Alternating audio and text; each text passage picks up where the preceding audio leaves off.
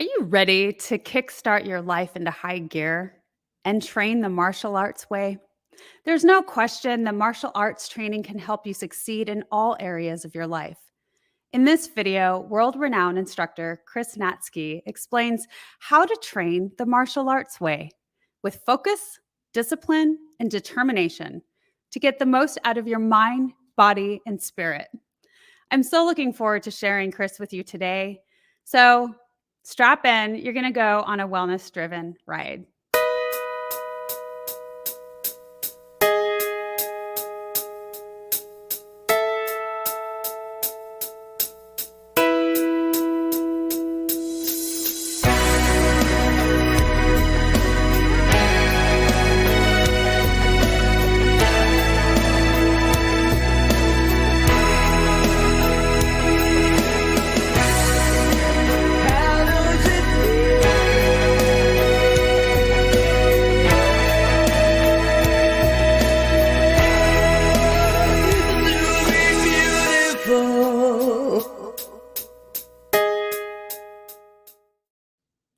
Let me introduce you to our guest.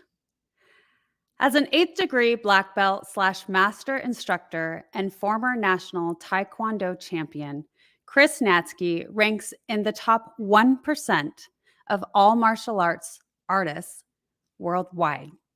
A keynote speaker, life leadership coach, and author, Chris's specialty is sharing his unique brand of black belt leadership so others may discover the most empowered version of themselves, leading to clarity of purpose, increased confidence, and the courage to take inspired action to create breakthrough results in their personal and professional lives. Please welcome Chris Natzke. Hi, Chris. Hi, April. How you doing? Great. Welcome to the Wellness Driven Life Show. We're so pleased to have you here today. It's an absolute pleasure to be here. Thanks so much for the invitation. You're welcome. Well, Chris, you have such an extensive background, and I can't wait to hear all about it and to share it with our audience. And really, mostly, and how it martial arts takes this wellness approach.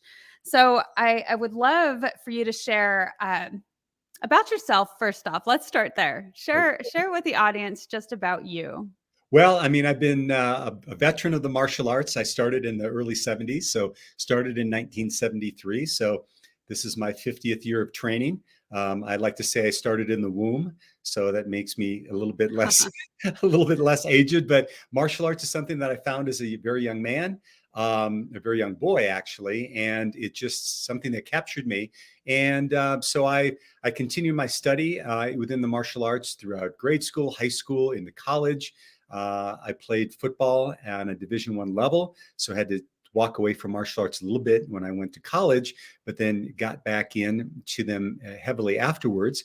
And it was something that was always my lifelong dream to own a school. So after about a 10-year career in corporate America, I left in 1995 and opened up my martial arts center here in the Denver, Colorado area, and owned that for 17 years. And it was the top probably the top martial arts center in the state. We had over 500 active students. Wow. And so even when I left, and I've since sold it, I sold it about 10 years ago, and my students run the schools, it's still the anchor, if you will. It's still the basis of the things that I speak about, that I teach about, that I coach about, and that I write about. That's cool. And I can see how my husband, mainly Chavez, was very fond of you, and that when he had such a heavy involvement during the time. And actually, I want to share, we have some family memorabilia. Right. So that's a family martial art jacket that we had when Manley was looking to come on staff with us. And interestingly enough, there it is. There's proof that it was his. And mine is like right around the corner. Quite honestly, I can see it here hanging over a chair. I just washed it yesterday. I hung it to dry, and it literally, I still wear that jacket all the time. It's a good jacket. I love it. In fact, I was going to wear it for the show, but it's a little big on me. So I just thought I'd share it, but I really enjoy that. And so you had this wonderful involvement with the martial arts studios, and how many did you have, or how many do you have now? Three that my students own within my organization. Yeah, and we still have 3 that I oversee. Wonderful. And you still go into them every now and again and you help out? I do. I mean, I still am quite active in all 3 of the schools. I run black belt testings, teach seminars, etc. I liken it to being a grandparent. I get to go in, I play with the students and the staff, and then I get to give everybody back, and someone else can handle all the ins and outs of the business. Great. And now you've moved on to speaking, but we'll talk a little bit about that in a little bit. I want to go back again and talk about really just the marriage between martial arts and the mind, body, soul. Can you tell me a little bit about how you got into the martial arts? I know you described a little bit as a young man, but when we talk about the mind, body, and soul connection and how that merges. Well, absolutely. It's one of my favorite things to share. I started training, as I think I alluded to before, back in September of 1973. I was a short little chubby kid. And at that time, martial arts was not that well known in the United States. It's not like today where you see a martial arts school on every corner. But I was enamored with a TV show that was on at that time called Kung Fu. And April, probably some of your more seasoned audience members will remember Kwai Chang Caine walking across the American desert and beating up people with his kung fu when the bad guys tried to approach him. And I literally was mesmerized by it. So I literally begged my mom in my little hometown in Wisconsin to let me go to the neighborhood community center to try out Korean karate. And I saw these people with these amazingly powerful moves, and I just totally fell in love. I felt like I came home. And then after that, about 3 years after that, I met a man that would change my life forever. In fact, he's still one of my instructors to this day. His name is Grandmaster J.K. Lee. And Grandmaster Lee is still in the Milwaukee area. He had just moved from South Korea. He hardly could speak English, hardly had a dime in his pocket, but he had this burning desire to transform lives through martial arts. And one of the first times I was in his class, I was seated in the back of the room. My legs were spread wide. I was stretching out, getting ready to train. And he walked onto the mat, and pretty soon I realized he was staring at me. And before I could move, he came over and he sat down in front of me, and he put his feet on the inside of each one of my legs and grabbed the belt, and it would split me out to 180 degrees. Oh, Yeah. And I like to say I learned 2 really important life lessons that day. Number 1 is anyone can do the splits one time. But the second thing I learned, and this was a quintessential time in my life, he stared at me deep in the eyes and he said, "I will make you a champion. Mm. I will make you a champion." And when you're 13, you just think about medals and trophies and Olympics. But what I really came to realize from him, and he is such a wonderfully gentle, not only powerful, but gentle and caring man, is he wanted me to become a champion as well as all of his students in life, not just in the ring, but a champion in life. Yeah. So that's where those 2 worlds come together. I mean, kicking and punching is fantastic, but it's the lessons inherent where you're learning about yourself, learning the strength that you actually have, and learning how from that strength you can live a life of service. That's where martial arts is so unique and so powerful. Oh, I love that explanation. Thank you so much for sharing. We're going to go to a quick commercial, and when we come back, I would love to explain the warrior in the garden Okay. concept. Very good. Stay tuned. Hi, I'm April Hove, the Managing Director of the Fort Worth, Texas chapter of eWomen Network. I'm so excited that you stopped to watch this video. I've got good news for you. You have just discovered an international network of women entrepreneurs who are committed to helping you achieve, succeed, and prosper. We are on a mission to help 1 million women entrepreneurs each achieve $1 million in annual revenue. Here at eWomen Network, we have a complete success system that supports you every step of the way in building and growing your business. You being here right now is no accident. We're supposed to know about you. We want to meet you to find out how we can help you as well as learn about what you have to offer. With over 500,000 women connecting through 118 chapters across the US, Canada, Australia, and the UK, you are never alone. If this is resonating with you, please go to eWomenNetwork.com/Fort Worth. Notice, too, my contact information. I invite you to reach out to me and check out our upcoming in-person and online events. I am really looking forward to introducing you to our community.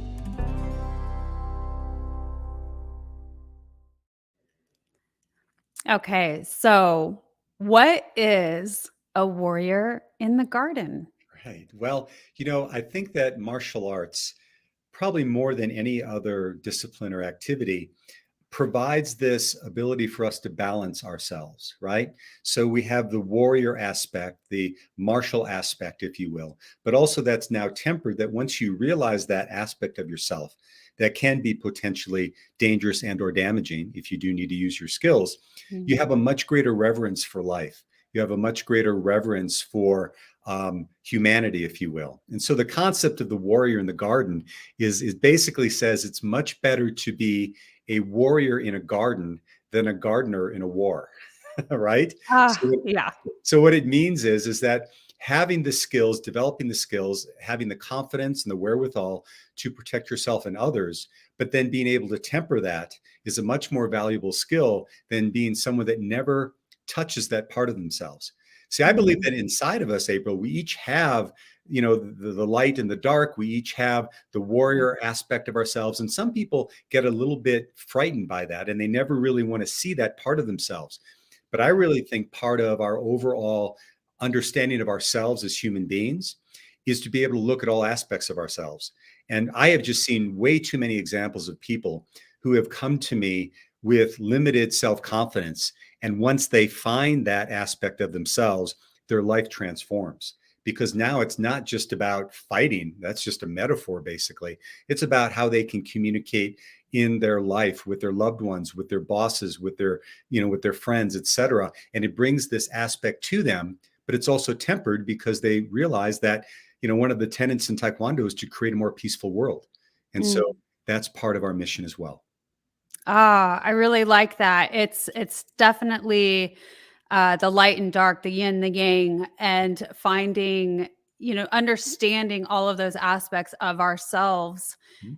understanding how to control those aspects of ourselves and find the healthy balance. So that is a really cool way to say that, the warrior in the garden. And you said it's better to be a warrior in a garden than the gardener in the war. That's right. I like that concept. That's really good. How would you say, to just somebody who's not involved in the martial arts, what are some tips and tricks that they can do to shed some light on that concept? Well, I again, in my work now, even though I'm not running a school full time, I'm utilizing martial arts as my metaphor, right? And Mhm. I believe deep inside myself is that each and every one of us has that warrior spirit, that champion, if you will.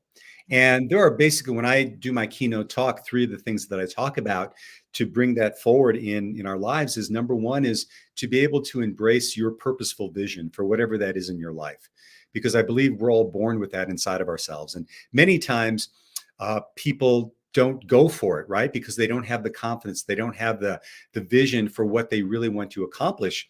And so that's the first thing, is that I think anyone can do that, whether you train in martial arts or not, is know that that vision that you have inside yourself was put there for a reason. And it was put there in a reason for us to share it. Okay. The next is about a concept that I call conscious persistence. And what I mean by that is many of us are very persistent about things in our life.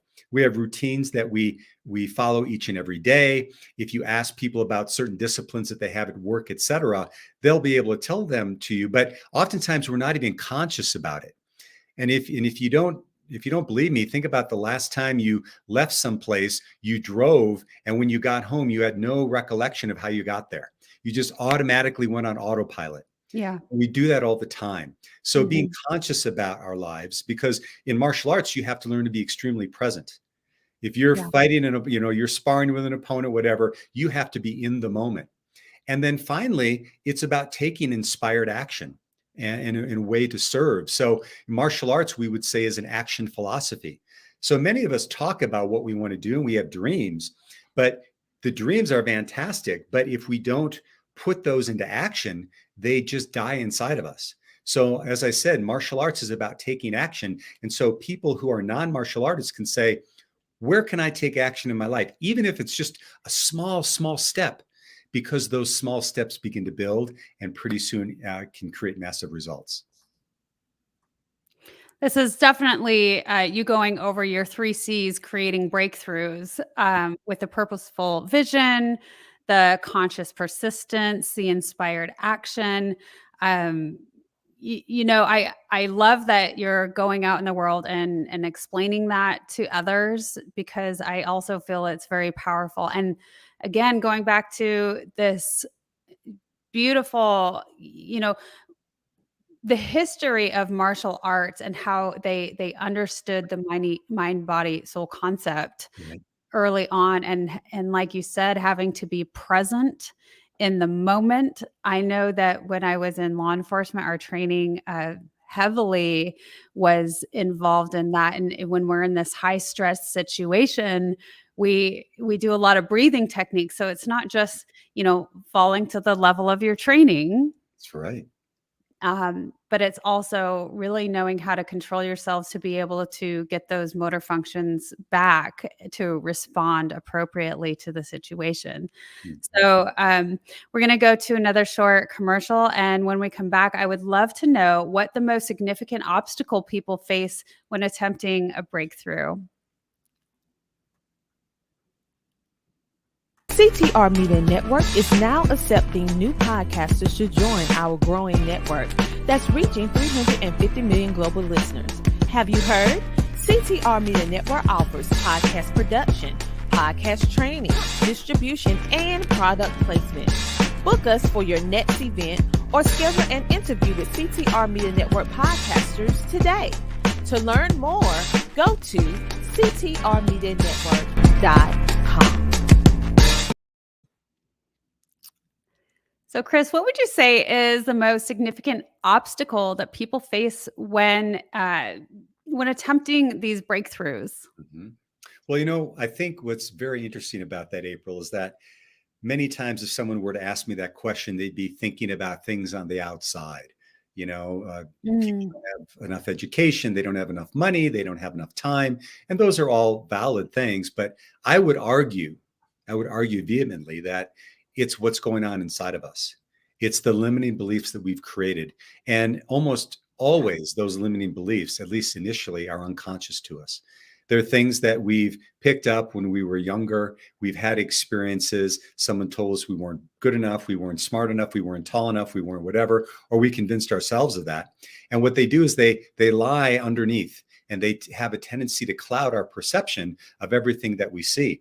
So when we're looking to have a breakthrough, really take a quantum leap in terms of our performance, of our experience in life, in terms of our relationships, many times what we're doing is we're dragging along that old baggage that we had before, and we're not even aware of it. But the thing of it is one of the most empowering things that I've come to realize is that when we slow down and we actively look at it, now we can defang the demon, if you will. But when we're mm, always, when it's always in the periphery and we want to look at it, we don't want to examine it and then break through it. It's always there. It's always there to anchor us down. So I would say that our outer experience is a reflection of our inner reality. And when we're able to really look at what the cause is, then things start to open up. Even when obstacles are in front of us, now we take them on. It's not so much a problem, it's a project, right? Because yeah. we're looking at them in a much different way. Oh, that's really a great way to look at it. And I'm curious too. You've been in martial arts for so long, and you've learned so many lessons. Could you tell me which of those lessons translate the most into your everyday life and leadership? Well, I've already kind of mentioned one, and there's two that I really want to that are going to sound maybe a little diametrically opposed to each other. Is number one is the concept of action, right? I mean, having a vision is fantastic, but taking an action in even if it's small. I love Oprah Winfrey. She talks this idea about just make the next right move, and then the Mm. next right move. And um, the man who wrote the book Atomic Habits, His name is it'll come to me here in a moment, but he talks about this idea of what I call the 1% solution. And if we have an activity that we want to get better at, and we commit ourselves to get just 1% better each and every day, after a year, we'll be 37 times better at that activity by taking just that small action. And then if you say, well, what if I double that? Well, we would mostly say, well, geez, I just double 37, it's 74 times better. But that's not true at all. What happens is we'd be 1,400 times better, because our good habits, our good actions, they don't add up, April, they compound. And if you took that out 5 years, you'd be 76 million times better, right? It's compound interest. So that's the thing, is action. But then the other one that might seem a little bit counter to that is the act of surrender. And it's not giving, and that's it's hard. Yes. Oh my gosh. It's one I have to work on daily. Yeah. And it's not about giving in. It's about giving up the mindset and the practices that no longer serve us. Mm-hmm. And when we trust that something, if we've been given this gift, whatever we want to share in the world, just like you doing this podcast, you were drawn to this, is to trust in that and let it go and say, okay, whatever that power is that's helping me through this process, I'm going to yield to that and know when I coalesce with it, I'm going to be much, much more powerful than trying to fight it myself.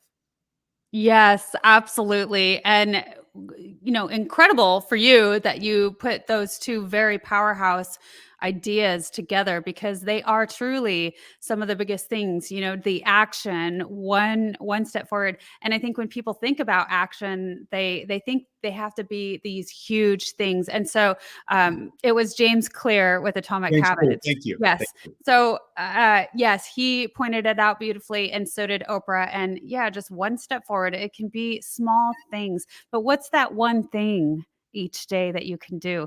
And then the surrender aspect, letting it go, letting it be, leaving it up to the unknown, being curious about what's next. I think surrender was one of the hardest things. And like you said, having to work on that every single day and just remind yourself to let go of that control. And that makes me go back and think about the warrior within, and the and I'm not going to say it right. I'm going to say it wrong. Warrior in the garden. Why did I just forget that? The warrior in the garden concept, where you understand your strength and the dark side, and yet being able to control and maintain that, and address your surroundings and everything that's going on. I like that idea. And, maybe I shouldn't say it on the on this platform, because, we have a large audience, but one thing, I'm just going to say it anyway. Why not? Something that one of my instructors said was, when you go into a room, you can be kind, be courteous, but always have a plan to kill everyone you meet. Well, the way that I like to say it is, trust in God, but tie up your camel, right? Oh, there you go. That's a better way. I'm going to use that one. Now, when I teach self-defense courses, that's what I teach, right? We talk about the ABCs of self-defense, and the first one, A, stands for awareness. So that's being aware of your environment. And it doesn't mean that you're walking around in a paranoid state. Right.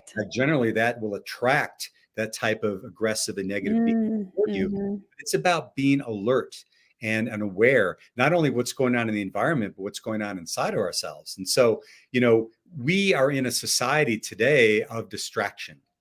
And if you don't believe me, just go sit on a bench downtown in Fort Worth and watch people walk. And all you'll be seeing is everybody glued to their phone. They're not aware of their environment. Right. And the same thing happens too, even when we're interacting with people. I mean, I think that, I've worked a lot with kids, and I have two of my own who are now grown, but I think that one of the best things we can do with anyone that we're interacting with is just give them our full and present attention. I mean, that's worth its weight in gold. Yeah. Yeah. And it sounds to me like you're very much in alignment. And I know we talked about it a little bit in how you talk to others and train others, but really what's inside internally reflects externally. Exactly. Yeah. Exactly. Yeah.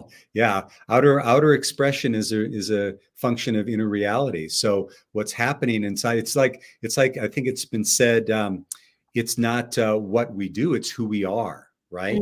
That's Mm-hmm. that's what's happening. That's we're seeing the world through that lens. And that's one of the things where it ties in well with martial arts, because another one of our tenets is the self-awareness, the self-control. And if we choose to see the world as a dangerous and hideous place, that's what we'll probably find. Yeah. And if we see the world as a kind place, we'll see that as well. But it also means we need to be aware. It's that light and dark aspect that we have to be familiar with that lives inside each and every one of Yeah. us. Well, I think one of the incredible things that martial arts training brings to you is that awareness of your strength, the Mhm. strength not only within, but that we have physically.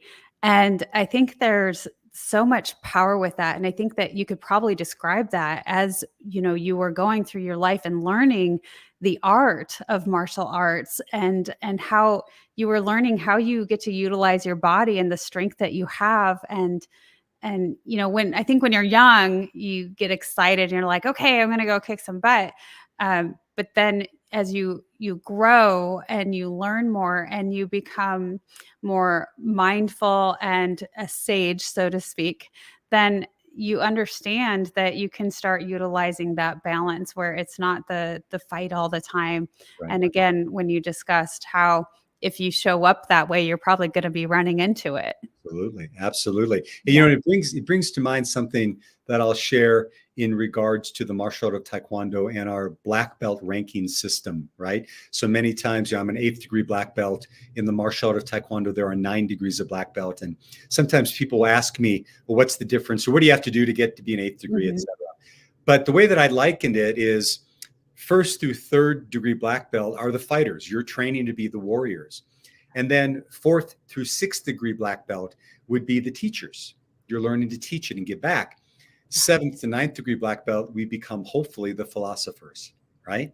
And we either do that through our words, we do it through our writings.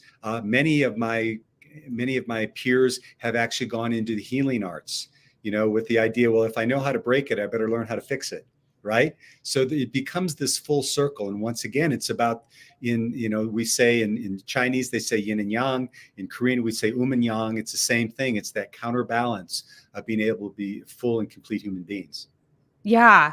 I wanna go over that again, Chris, because that is so cool, and I never really understood that that's what it is. I unfortunately myself didn't go into to the martial arts. I just had a little bit of training within the law enforcement, and really just learning how to protect myself and others more quickly, but it wasn't this extensive many years.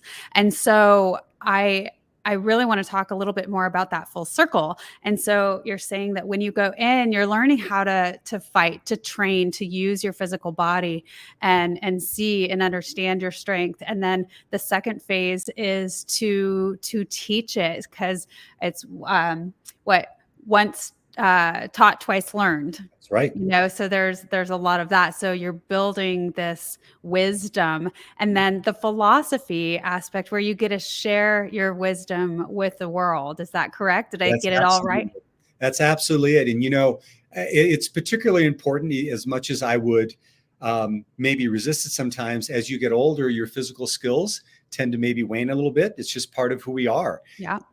But what we can do is become so much fuller in our ability to teach and share when we encompass this full gambit beyond just the physical actions, right?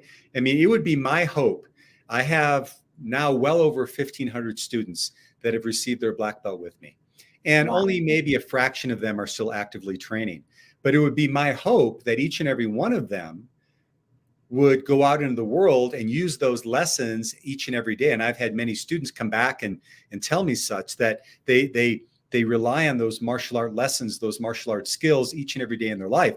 If that's what happened, even if they're not physically training, then I've done my job, right? Then I've done my job because they're now using martial arts as that powerful metaphor in their lives to be able to, build the life that they want. Ah. So, Chris, what would you say is one of the most powerful lessons that you have taken in on your journey through martial arts? Yeah. Well, I think of all the things, as I look around, and I said, I've been blessed to have tremendous instructors and mentors throughout my career. And I think the thing that's just coming to me now is how the most powerful of men or women were also the most humble and giving. Yes. So, my Korean Taekwondo instructor was always showing that to me. I was always watching him. In fact, I think to date, they've raised a couple of $1 million for Children's Hospital in the Milwaukee area with what they do. And then my other instructor happens to be a world-renowned former world champion. And when we're at conferences together, there'll be 2,000 martial arts business owners and staff there, and he can't walk 20 feet without someone asking for an autograph. And he's always willing to stop, sign an autograph, make small talk. And so it's the thing that is really powerful is the more power that we have and the more skill that we developed is the more humility and the more ability to share and want to share that I've seen. And that to me is a real powerful life lesson. I mean, because we all have, as I said before, physical skills will wane, but as we grow as human beings, and I can't tell you I had an experience years ago where I met Chuck Norris for the first time. Okay. Wow. And it was a consortium of 50 martial arts instructors from all over the country. We came down to your area in Dallas, Texas at the Cooper Institute. And it was, this is his stomping grounds, isn't it? Yes. Yeah. Because Chuck Norris has his ranch down here, but Kenneth Cooper is the man who coined the term aerobics. So we were there to up-level our teaching, and we were also doing self-regulation of our industry. And so they put us through these battery of tests. Well, my instructor, Bill Superfoot Wallace, was sitting next to me, who's very good friends. He's been in movies with Chuck Norris, leans over and he says, I think I'm going to get Chuck to come over and say hi. So I'm like, okay. So he leaves. And about 2 hours later, the speaker is up there and he stops and his eyes get big. And we're like, what's going on? And we all turn around and there's Chuck Norris and his wife and my instructor, Bill Wallace, and Howard Jackson and Skipper Mullins, all these luminaries in American martial arts. So Chuck Norris comes up to the front of the room. He's got on a baseball cap and a cutoff sweatshirt, and he addresses us. And it was a beautiful speech. But that's not what stuck with me. What stuck with me is at the end, rather than leaving house left like he came up, he came down house right, and we were all seated like stadium style seating. And he went to each one of us, April, shook our hand and said, hi, I'm Chuck Norris. What's your name? Where are you from? Oh, it took him an hour or more to leave. And he made that contact with each and every one of us. So that to me was this beautiful lesson about someone who he could have easily said, thanks for inviting me, left. We would have been, oh my God, that was the best thing. But he made the point to make contact with each and every one of us. Warrior in the garden. Warrior in the garden. Well, Manly too has met Chuck Norris, and he has said many times that this is one of the biggest things that he appreciates about you and why he is so fond of you and people like Chuck Norris, because you're correct. It's, those people who have not only excelled in this art, and they have the humility and the patience, and they truly are showing what it is to be excelled in martial arts, and truly probably what it originally was meant to be. Absolutely. And that is really, really beautiful. We're going to go to another commercial. And when we get back, I am very intrigued to ask you and talk to you about your walk on the 500-mile Camino de Santiago. Very good. De Santiago. Yes. Say that correctly. But I can't wait to hear more about that. Hello, everyone. I am Kim Jacobs, the host of The Kim Jacobs Show, and you all know who's right here with me, Dr. Les Brown. How are you, Dr. Brown? I'm blessed and highly favored. Ladies and gentlemen, this is the time you want to give yourself a competitive edge. If you got a message, you have some knowledge or experience, a story, or if you want to do something adventurous and exciting with your life that can increase your credibility, expose you to millions of people, I'm encouraging you to have your own talk show. I used to have a talk show. That one talk show catapulted me to another level. Now there are more people watching the internet, as you are aware, than television. Yes. Come on, somebody. That's right. Dr. Kim Jacobs, she trained people on how to have their own talk show. She will train you how to do that.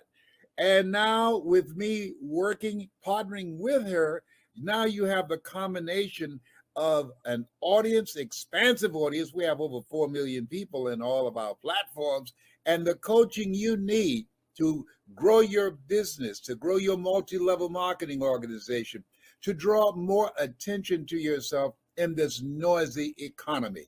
Go ahead, Kim. So in the training that I do, Les, I actually do a 6-week training. It's 1 hour per week. And each week I meet with the individuals one-on-one. We go through and we talk about all of the things that's necessary for a show to become a reality. We go from how to actually identify your focus area, what's going to be your ideal customer that's going to be tuning in. We'll talk about how to get guests, how to get sponsorship, how to go about getting your lighting, your branding, and your banners, and everything that you need to know. And guess what, Les? They own their own content at the end of the day. And that's exciting. Now, if you're ready to create a shift in your business and in your life and increase your cash flow, I want you to go to KimJacobsConsulting.com. It's right there on the screen, KimJacobsConsulting.com. You know, people say opportunity knocks on every door. Right. No. Opportunity stands by silently waiting for you to recognize it. So I want you to recognize that this is a time for you. This is an incredible time to have your own talk show. It establishes a level of credibility. Yes. And by being exposed to people on a regular basis, it allows you to strategically begin to impact and attract your audience. She can take you in a place in yourself that you can't go by yourself. So go to KimJacobsConsulting.com. That's KimJacobsConsulting.com. Did I say KimJacobsConsulting.com? Yes, you did. Very good. Make sure you go there and sign up for the coaching, and we're looking forward to working with you. You have something special. You have greatness within you. That's my story, and that's Kim's story, and we're sticking to it. Bye for now. Bye-bye. Well, Chris, I have been thoroughly enjoying our conversation so far, and it brings me back a little bit to even doing this show and when we start to speak on stages. And I want to come back to that and ask you a little bit about your journey and the transition of going from, you know, your studios and martial arts studios into speaking and on stages. But let's circle back and go into your journey in 2014. But what I love that you answered this, because I like to ask some of my guests, you know, something about them, a fun fact, a hobby, bucket list, something unique. And you shared with me that back in 2014, you walked the 500 mile, Camino de Santiago across northern Spain. And I've heard so much about this, so many incredible stories. And, you know, even people have made movies about it. Can you share with the audience your experience with that? Oh, man, how much time we got? You get time. I absolutely, it was probably one of the most impactful times of my life. For those of you out there in wellness land, if you haven't heard of the Camino de Santiago, it is a 500-mile or 800-kilometer walk across northern Spain. It begins in western France. The first day that you're there, you go up into the Pyrenees Mountains. And when you do that, you cross over into the international boundary into Spain, and you come on down. And then it is a pilgrimage, basically, that you do to Santiago de Compostela, which is the Cathedral of St. James, who is St. James the Apostle, who is reputed to have brought Christianity to Europe. Now, I went on it for a spiritual walk. It was very interesting how it came about, though. I had actually been exposed to it about 15 years before. And I was reading the book called The Camino by Shirley MacLaine, and I couldn't put it down. I said, one day I want to do this.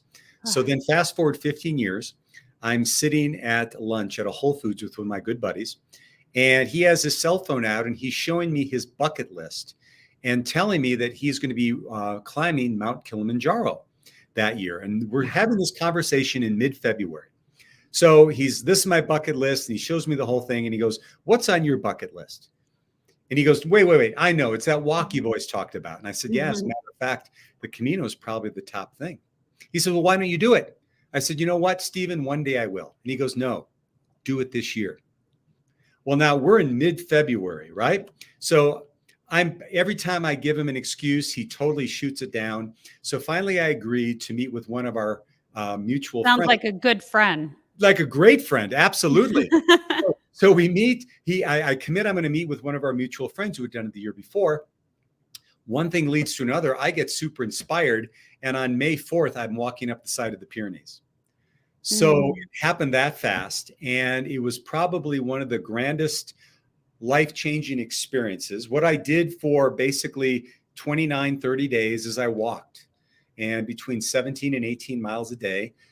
Through all terrains of northern Spain, met people from all over the world, Europe, United States, Canada, Asia, all basically doing it for the same purpose, with the exception maybe the 20-somethings that were there for a 30-day party. But most people were there just to go within.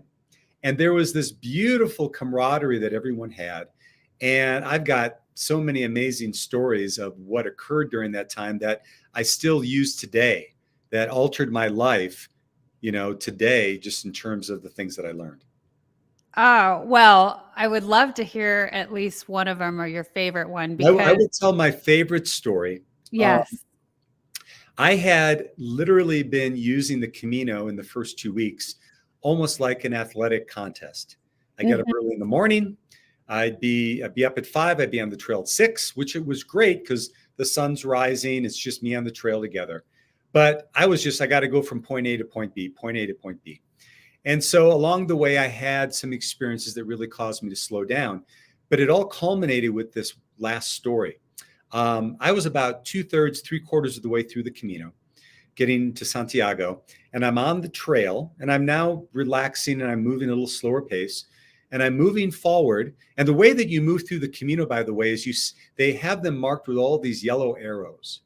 So that's basically, there are maps, but you just follow the arrows or the yellow seashells, and that's how you get to your next destination. Make it easy for you. Make it easy for you, right? So I'm walking forward, and I hear someone yell at me from behind. She's the wrong way. It's the wrong way. So I stop, and this woman kind of jogs up to me, and her name is Cecile. She's from Toulouse, France. And we strike up a conversation, and then she gently points to the left, and there's the arrow. So she literally saved me from being an hours out of off my path. So anyway, we walk a little bit longer, and now my pace is a little bit faster, so I leave. And 3 hours later, I'm sitting at a cafe that's just adjacent to the trail, watching the pilgrims go by. And Cecile comes over the hill, and she sees me, and she starts waving. And I wave back, and she comes over, and she stands in front of my table, and she asks if she can join me for lunch. Of course, I say yes. So we sit down, and we're just getting to know one another. And she says, well, what do you do for a living? And I said, well, I'm a life coach. Martial arts is right. She's life coach. Oh my gosh, I'm on the Camino because of my life coach. She said, my boss saw that I was so imbalanced. He said, if I didn't hire this coach, he was going to fire me. And I'm on this trail. I'm on this trail right now because of my life coach. And she goes, I have to tell you, I've spoken to more people in the last 3 weeks than I have in the last 20 years. Wow. Well, no wonder there was an imbalance. Right. And then here's the kicker, April. Then she gets quiet, and she shares with me. She says, we were talking on a Friday, and she said, Tuesday was my mom's 80th birthday. And so I called her up on Tuesday to wish her happy birthday. And then she said, and for the first time in my life, I told my mom I loved her. Oh. And both of us are just now in tears, right?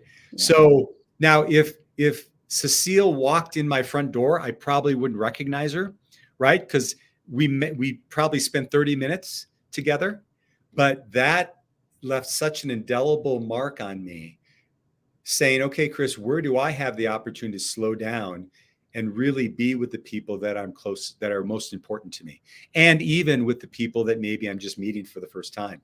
So the Camino for me was filled with all those amazing lessons, and that's why I get so excited talking about it. Yeah. I mean, when we start talking about bucket lists, I haven't actually created one yet, but that I know would be on it. And because I hear more and more about people's stories with it, and it just sounds so intriguing and so exciting. And there's always something, some incredibly powerful story of an experience that people have during that journey. And so that's exciting. Thank you for sharing that. So now I want to talk about your transition from, your karate to the stage. What did that look like? And, for me, transitioning to the stage or into the show has been so eye-opening and so much growth for me personally, because I feel like when we start sharing our stories with people in the world, you can't help but grow and change. So tell me a little bit about your experience thus far. Well, it really started kind of out of necessity. Now, being a martial artist all my life and actually teaching at a very young age, I was helping assistant classes at age 14. I was used to being in front of a room and speaking. And then right after college, I worked in sales with Procter & Gamble, and I did sales training. So I ended up being in front of rooms of 500 sales people. So I had that as a background, but it came out of necessity when I opened up my martial arts studio, because I soon realized that I had 6 competitors in a 2-mile radius of me. And I'm like, okay, well, I can have yellow page ads and I can run newspaper ads and whatever, but how am I going to differentiate myself? And so what I did, April, is I just started speaking about the benefits of martial arts to anyone that would listen, particularly in grade schools, elementary schools, middle schools. And I learned quite early that if I could keep 500 primary school kids engaged, I could keep anyone, engaged, right? That's true. But what happened was when I started my martial arts school in 95, I brought over about 40 students from a small program I had been teaching at. And the average school in the United States at that time was 80 students. And so, but within a year, I had over 200 students. And then within 5 years, I had over 500 students. And what was happening is it was me being out in the community. So as that was happening, I'm having people say, wow, you're pretty good at this speaking thing. Would you come speak here? Would you come speak here? And then I was also on my own spiritual and personal development growth path, and realized that I just like I'm sharing today, we have gifts. It's about sharing them, right? And so I started being much more proactive about going on stages myself. And it just kind of grew from there. And quite honestly, I didn't think I was going to use martial arts as my metaphor until I had a coach almost, grab me by the proverbial collars and say, this is your unique selling proposition, knucklehead. This is what you have to, use all this skill and this knowledge you have. And so it's just kind of taken off from there. And so I do keynote speaking, and then I also have a board breaking experience that I do with organizations and corporations to have them actually have a visceral experience of a breakthrough through limiting beliefs. Some of the most powerful events and speaking events that I have encountered are those that offer some sort of physical transition with the audience. And so I think that that, and that's why you incorporate the board breaking, because, it gets them engaged, involved, and in movement is so meaningful. And you really get through to an audience when you do that. So I can't relate entirely to you, but when you're talking about showing up with your martial arts background and you weren't sure that you were going to do that. I can relate in a sense that I have too had people and coaches say, you need to use your law enforcement background. Right. And I didn't want to. I did not want to share it with the world. I was very, very quiet about it, very hush about it. I still sort of am. This platform is helping me break out into, sharing myself more about it. Absolutely. And there's a lot of change within myself. And also now that I'm stepping into stages, it is helping with that and trying to figure out, okay, how do I want this to look? And how do you want to show up? What's the message I want to bring to the audience? And so that's really cool. Thank you so much for sharing that. And you've written a couple of books. So I would love for you to share. I've got here, the first book you wrote was Black Belt Leadership. Is that correct? That's correct. Black Belt Leadership. So it's about 7 qualities that I determined within my training and my teaching. And so my background, I wrote this book when I was in the midst of studying and receiving my master's degree in spiritual psychology from the University of Santa Monica. So it's really a culmination of both the martial art world and my spiritual personal development journey. And at the time I was getting ready to test, I had tested for my 7th degree black belt at that time. And I had written an essay called The 7 Qualities of Black Belt Excellence that was part of that journey. And then later on, I had a very good friend who said to me, Chris, you need to, that's your keynote talk. Yeah. So it then became my keynote talk. And then when I was doing my graduate work, we had one final project we needed to complete. And that was my book. So I basically took the keynote that I developed and was able to expand on it. So it's basically my 7 principles for life success, using martial arts as a metaphor.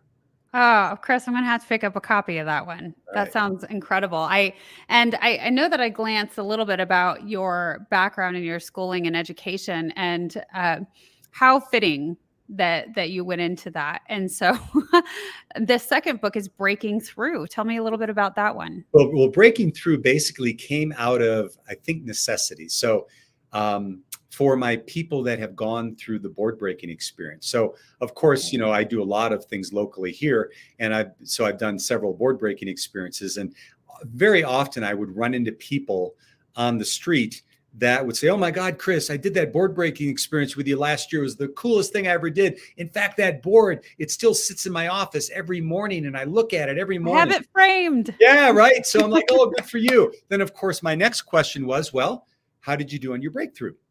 And half of the time they'd say, oh yeah, I did this and I did that. And the other half of the time there were people that said, well, I'm still kind of working on that. And what I realized is they were having this visceral, empowering experience, but they maybe didn't have a roadmap for how they could achieve a breakthrough in their life. So Breaking Through is basically my roadmap for how, when I do coaching with clients, how they can move through obstacles, how they can set their vision, how they can, begin with the end in mind and then break it down into small steps, and so that they can have the breakthrough that they're looking for. So that's the essence of that book. That makes sense. That it's a necessary follow through. Right. Well, I want to share, I brought with us. Oh, let me start from the beginning. All right. You shared a few photos. I did. So I wanted to start with this one because I just loved it. Can you tell me what this picture represents? Yeah, absolutely. This is after one of our black belt testings. I can't tell you when it was taken, but I'm there in the center, and those are all of the of my advanced black belts who act as instructors to the 3 various schools that we serve our students at.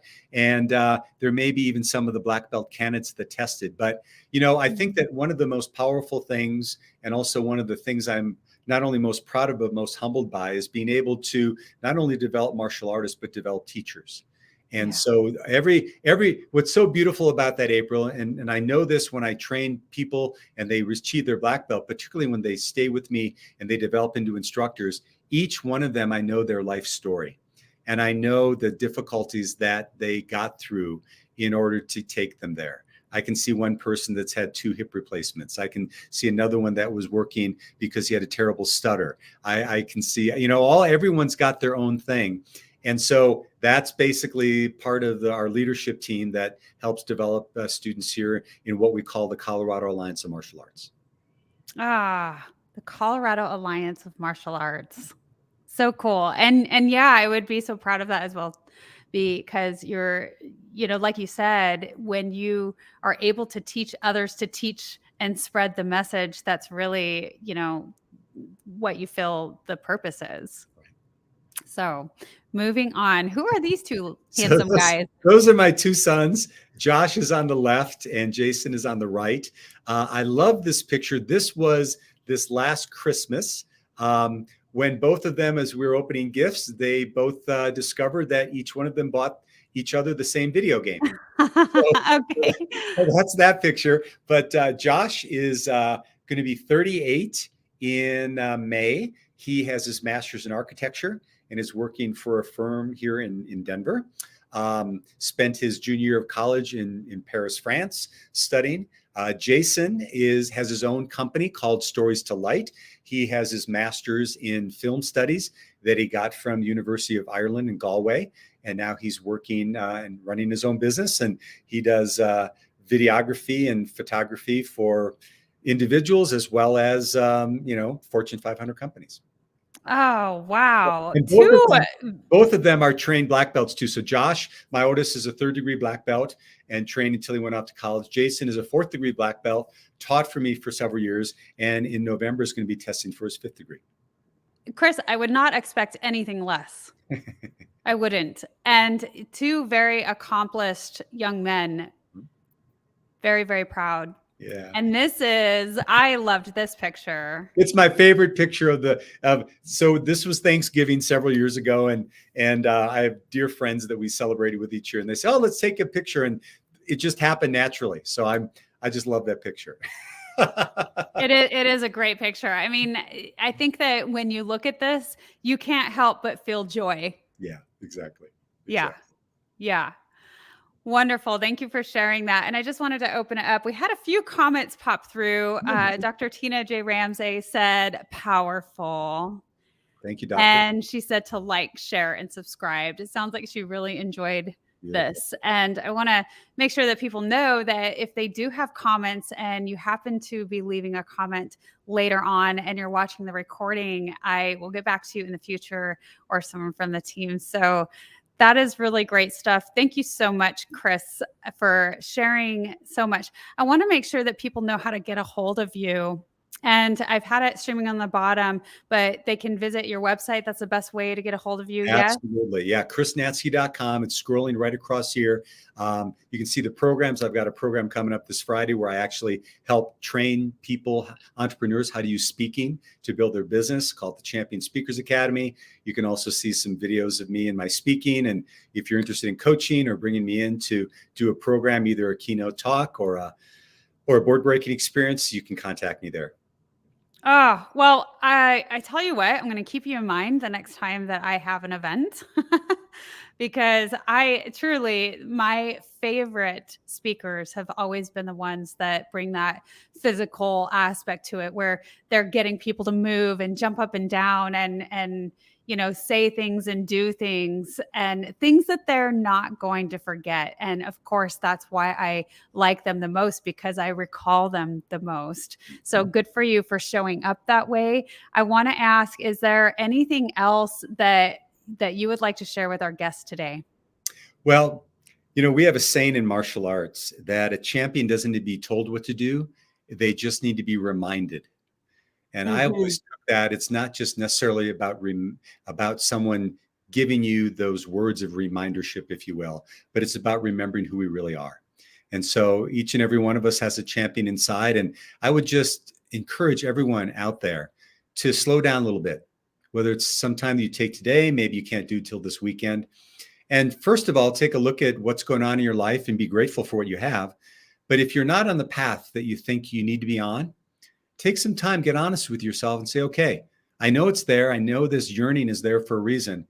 What am I going to do to make it work? Because I really think the best way for us to serve the world is to make sure that we are sharing our gifts in the highest degree we can. Yes. Oh, great words of wisdom.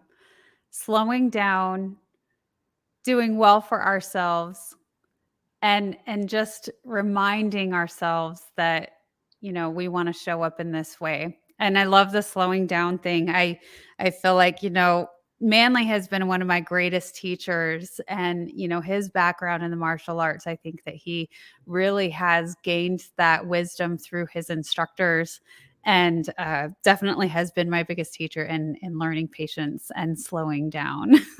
He is my reminder. So it's been such a pleasure. I want to let our audience know that more contact information is going to be left in the description of this replay. And we really are so blessed to have you, Chris. You are welcome back on the show anytime. You definitely shed light on all of the things that we seek to bring to the world through the Wellness Driven Life Show. And I want to remind our audience that the way that we run the show is through your generous contributions. So donate to the Wellness Driven Life Show. It can be once, weekly, monthly, yearly, in whatever amount. It all helps. You can donate through many different platforms, as you can do PayPal and Cash App, and I have a few others I don't remember. But when you donate through the Wellness Driven Life Show website, that's www.thewellnessdrivenlifeshow.com, and you donate through there, you'll receive a beautiful email follow-up that you can keep for your records. So without further ado, thank you again, Chris, for being our lovely guest here on the show. And I want to say just thank you again, and goodbye for now. We'll see you tomorrow.